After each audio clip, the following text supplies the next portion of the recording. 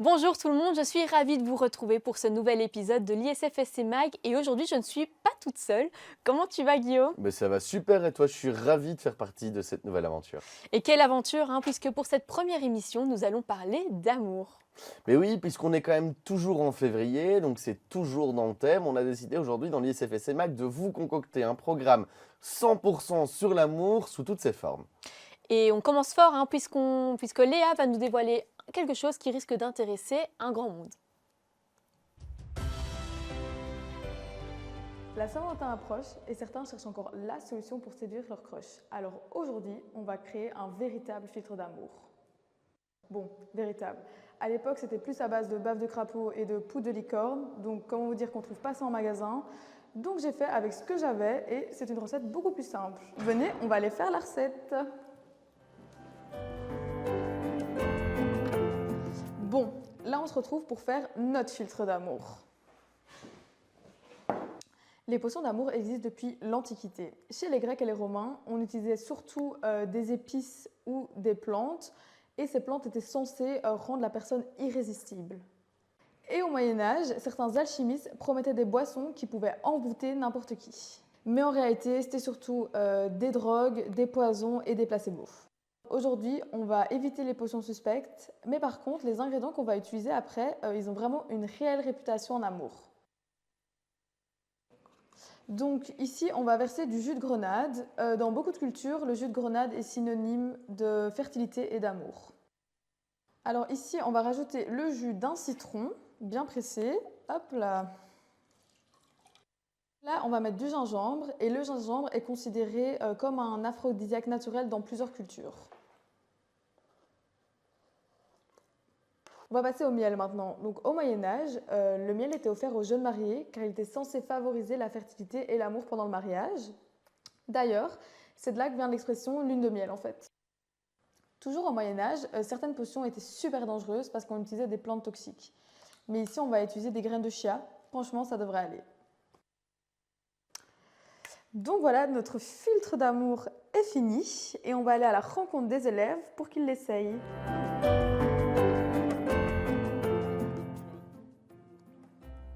Honnêtement, il y a de l'idée. C'est tellement bon et rafraîchissant. Je valide. Honnêtement.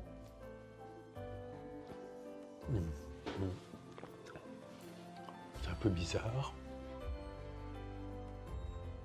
Bon, je ne sais pas si notre filtre d'amour a fait l'unanimité, mais n'hésitez pas à l'essayer chez vous et dites-nous en commentaire s'il a fonctionné. Merci! Je suis prêt à parier que tu as déjà essayé, Elisa. Je ne parlerai qu'en présence de mon avocat. Mais c'est quand même assez fou en cette histoire. Je suis sûr qu'il faut demander à ceux qui ont déjà testé. Oui, sûrement, et figure-toi en fait qu'il existe aussi des méthodes pour cultiver l'amour de soi. Ah ouais? Et quoi, il faut qu'on prépare des potions magiques ou quoi? Eh bien non, il suffirait par exemple de prendre un bain rituel pour booster son énergie et son bien-être. Ok, t'attires ma curiosité, explique-nous. Alors pour ça, il te faut un bain, ça c'est logique, du sel rose de l'Himalaya pour la purification, des pétales de rose pour l'amour et l'harmonie, et quelques gouttes d'huiles essentielles d'orange douce pour la joie et la vitalité. Pas si compliqué à trouver que ça en fait. Non, il y a encore plus facile, en fait, il suffirait de se poser devant son miroir, de se regarder droit dans les yeux et de s'affirmer avec plein d'injonctions positives et hop, confiance directe. Un peu comme dans Rasta Rocket. C'est ça, exactement.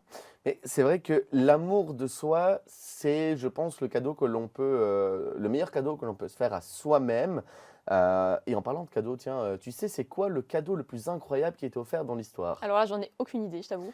Moi non plus, et c'est pour ça que Samy s'y est intéressé et nous en parle dans la Minute Culturelle. Hello, il fait dégueulasse, on est bel et bien à Bruxelles, plein centre, juste à côté de la Grand Place. T'es déjà sans doute passé par ici, rue des Brasseurs, c'est vraiment juste à côté, mais tu n'as sans doute jamais remarqué ce signe qui représente l'endroit exact où Paul Verlaine et Arthur Rimbaud se sont tirés dessus à la fin d'une relation amoureuse tumultueuse. C'était il y a bien longtemps de cela, ça représente vraiment un amour excessif qui a explosé ici, mais alors des amours excessifs pour la Saint-Valentin. Saint-Valentin, et ben en fait il y en a plein d'autres et des plus positifs. On en parle tout de suite. Et bien ça tombe bien puisqu'un cadeau, je t'en ai trouvé un grand, un énorme même, 73 mètres de haut pour 25 000 tonnes de structure. C'est tout simplement le plus grand cadeau jamais offert par amour. C'est le Taj Mahal en Inde et sa construction a débuté en 1732. Tout commence quand l'épouse de l'empereur moghol, attention c'est pas les Mongols, c'est pas du tout le même pays, décède dévastée. Son mari va immédiatement ordonner la construction d'un bâtiment à son honneur qui prendra 20 ans à construire. Une fois construit, ça donne la merveille qu'on connaît, un bâtiment blanc éblouissant qui est donc dédié à sa femme Mumtaz Mahal. Mais malheureusement pour notre bon empereur, il se fera ensuite détrôner par son propre fils quand même, qui l'emprisonnera jusqu'à sa mort en 1666. Désormais, il repose aux côtés de sa femme au sein du Taj Mahal maintenant et pour l'éternité. Plutôt poétique.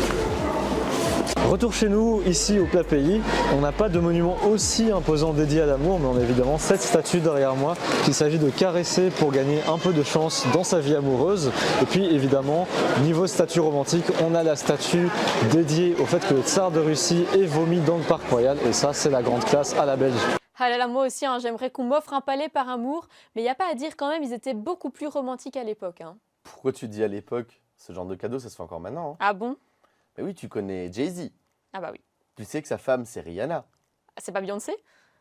Beyoncé, oui. Il me semble bien. Oui, écoute, il y en a beaucoup des stars qui sont mariées entre elles. Et bien justement, pour ses 29 ans, Jay-Z a offert à Beyoncé une île privée. Et tu sais pourquoi? Absolument pas. Mais tout simplement parce que comme ça lui permettait de pouvoir aller se reposer au calme quand on en avait un petit peu marre de toute la médiatisation qu'il y a autour d'elle. Oui, mais après, des cadeaux capricieux de stars, quand on est milliardaire, c'est super facile. Hein. Ouais, mais bon, la beauté du cadeau, c'est avant tout l'intention. Hein. Au final, que je t'offre une île privée ou un bracelet, je pense que tu seras tout aussi contente. Mais toi, je te vois venir, Guillaume, tu dois être du genre à dire ouais, la Saint-Valentin, c'est commercial. De toute façon, moi, j'offre des cadeaux toute l'année. En vrai, pas forcément. D'ailleurs, dites-nous en commentaire quel est le cadeau qu'on vous a offert qui vous a le plus touché. Et on a hâte de vous lire, mais restez avec nous parce qu'on a encore plein de surprises qui arrivent. Et en parlant de surprise, Elisa, tu nous as préparé un petit quelque chose, non? C'est ça, je vous ai préparé une petite chronique. Alors, j'imagine que tu sais de quoi elle va parler. On est sur un sujet aujourd'hui d'amour, donc ça va parler C'est ça, d'amour. d'amour. L'amour, c'est le thème principal de 90% des chansons et des films depuis leur création. Peut-être que c'est un sentiment tellement puissant qu'on a besoin de l'exprimer. Mais surtout, je ne sais pas si vous l'avez remarqué, on a plus tendance à en parler quand ça va mal. Le fameux chagrin d'amour, fond de commerce de certains des plus grands artistes, Adele en parle dans quasiment chacun de ses albums. Taylor Swift est l'icône de l'amoureux transi, des passions qui se déchaînent en musique. Ce qui fait que ça fonctionne, c'est que tout le monde peut s'y identifier. Ouais, c'est vrai qu'on est tous déjà passés par là Ça, et c'est tu me sûr. fais réfléchir sur le fait que c'est vrai qu'en fait, il n'y a aucun artiste qui n'a jamais écrit une chanson sur l'amour quand ça va mal. Exactement, c'est parce qu'on partage tous la même douleur, hein, je pense.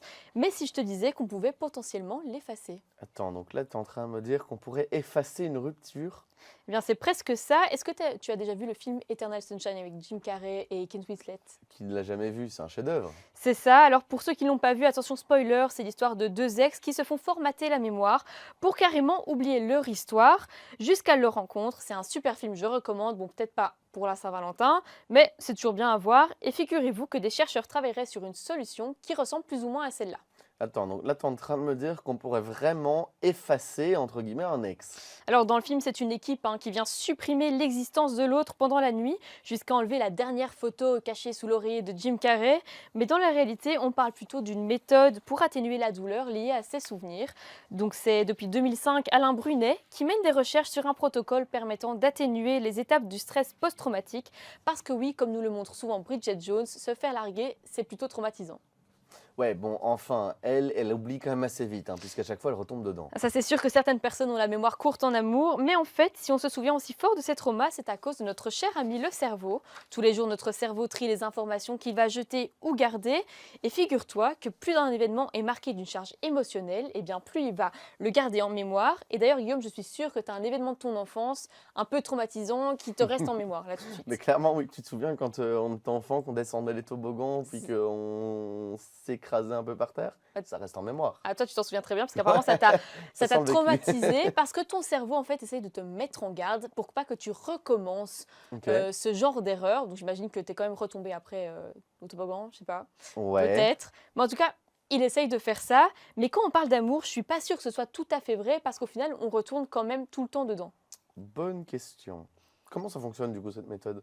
Alors tout repose sur le propanolol, un bêta-bloquant utilisé contre l'hypertension artérielle. Mhm. Mais ce qu'il fait aussi, c'est qu'il bloque un neurotransmetteur qui facilite la consolidation de la mémoire. L'idée, c'est de prendre des comprimés pendant 6 séances de reconsolidation de la mémoire.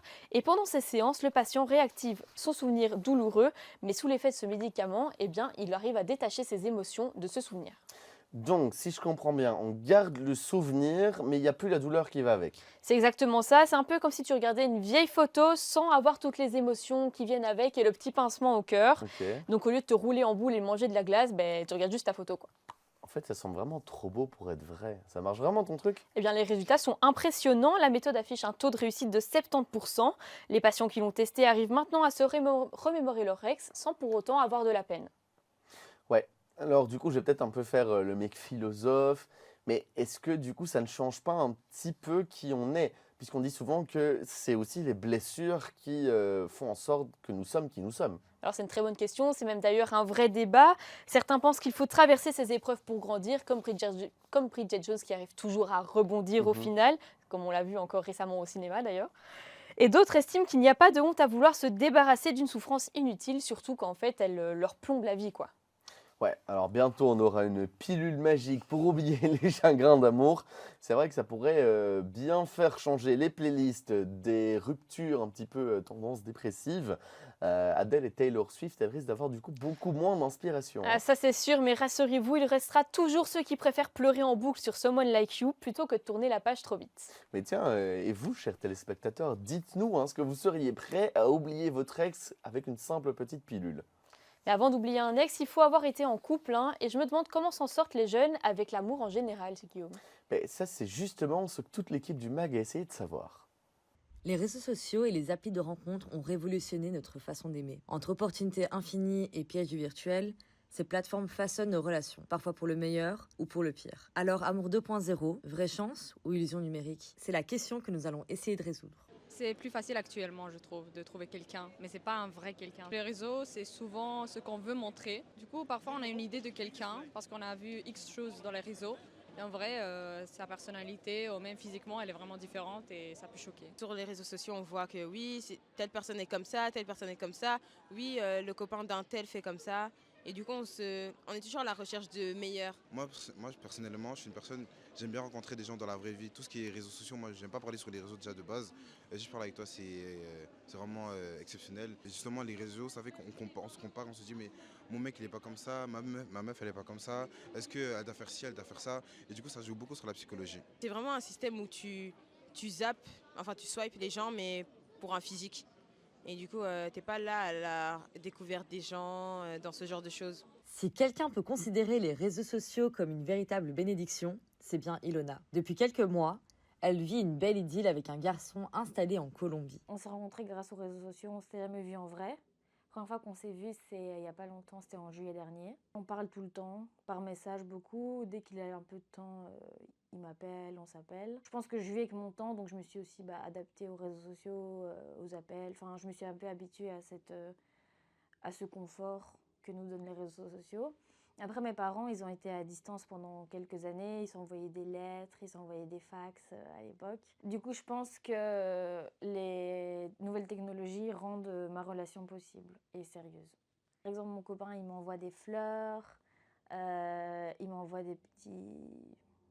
il fait des petits montages vidéo, des petits montages photos pour me faire ressentir qu'il est avec moi et qu'il m'aime, etc. Grâce aux technologies, mon copain parle avec des copines à moi, essaie de trouver un peu des alternatives, des options pour pouvoir m'envoyer des fleurs. Il parle avec mon frère, avec des copines, pour me faire arriver des petits colis chez moi.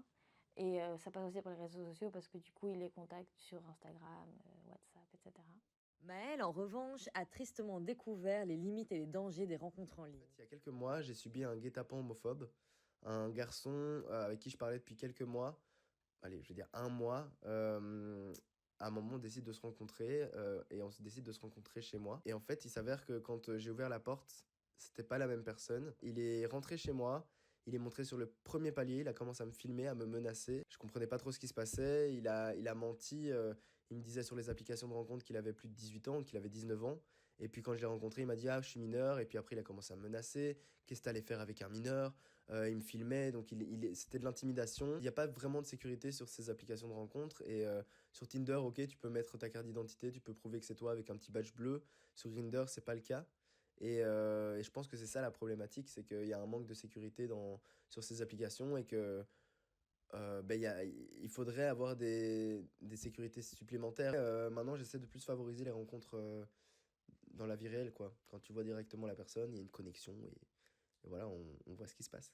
Les réseaux sociaux et le téléphone en soi, je pense que c'est un malus pour les relations. Ouais. Ouais, c'est vrai que malheureusement, des histoires comme Maël, j'en entends souvent.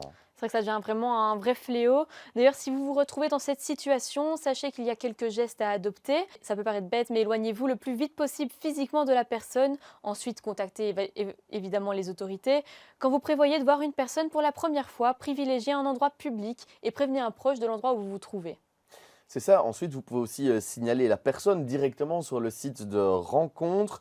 Vous pouvez également être vigilant avant même de rencontrer cette personne-là, puisque si un profil a l'air trop parfait, si le profil il a l'air trop professionnel, avec peu de followers, peu de commentaires, des photos qui ont très peu de likes, c'est vrai que ça doit normalement attirer déjà votre attention. Ensuite, ne divulguez jamais aucune information personnelle, on ne vous le dira jamais assez. Tout ce qui est adresse, numéro de téléphone, vous oubliez. Et évidemment, le jour où on commence à vous demander de l'argent, là, ça doit faire encore plus tilt dans votre tête et vous devez évidemment couper court. Sinon, vous pouvez aussi retrouver tous des conseils directement sur les applications de rencontres. Dans une rubrique, ils ont vraiment tout un protocole détaillé pour vous éviter justement ce genre de problème. Ouais, franchement, faites attention et surtout prenez soin de vous. Bon Guillaume, avec tout ça, c'est déjà la fin de cette émission. Mais ouais, je suis triste. Franchement, c'était une très chouette première, une très chouette émission. C'est ça, mais la bonne nouvelle, tu sais, c'est qu'on reviendra bientôt. Et d'ici là, n'hésitez pas à nous suivre sur Instagram, ISFSC_mag. On y postera régulièrement. Plein de contenu très intéressant. Et n'hésitez pas non plus à nous dire en commentaire ce que vous avez pensé de cette émission. On vous dit à bientôt et merci de nous avoir suivis.